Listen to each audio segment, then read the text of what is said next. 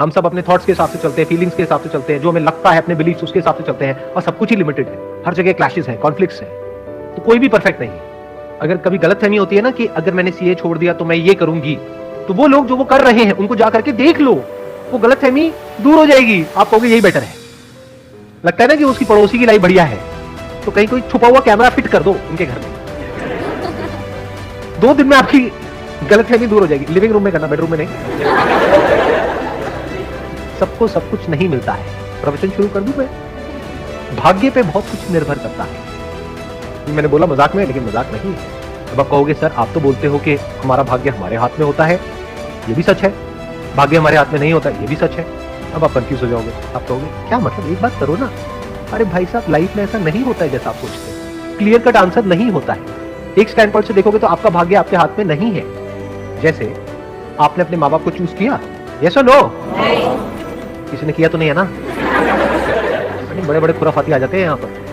बहुत कुछ होता है जो हमारे हाथ में नहीं होता है। जैसे पेरेंट्स हमने चूज नहीं किए हैं, वो हमारा भाग्य है। अब अपने पेरेंट्स के बारे में जैसे आप सोच रहे हो, उसकी वजह से आपको अच्छा लग रहा है या बुरा लग रहा है, ये भी भाग्य है। तो एक है पेन और प्लेजर, एक है सुख और दुख। आपका जो सुख है और दुख है वो काफी हद तक आपकी थिंकिंग पे डिपेंड करता है। मैंने काफी हद तक इसलिए लगा दिया बीच में क्योंकि वहां पर भी एक्सेप्शंस हैं।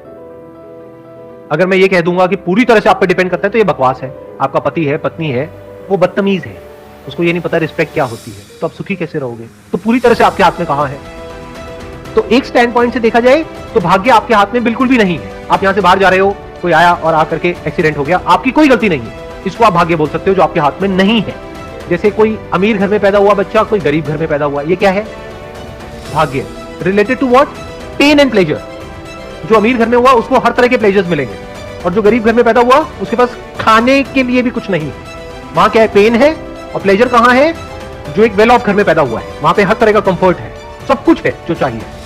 लेकिन उसके बाद भी वो जो बच्चा है जो गरीब घर में पैदा हुआ, उसकी थिंकिंग ऐसी है कि वो लाइफ में आगे बढ़ता चला जा रहा है, ग्रो करता चला जा रहा है, सीखता चला जा रहा है, और अपना रास्ता खुद बना रहा है, और अपनी जिंदगी से खुश है।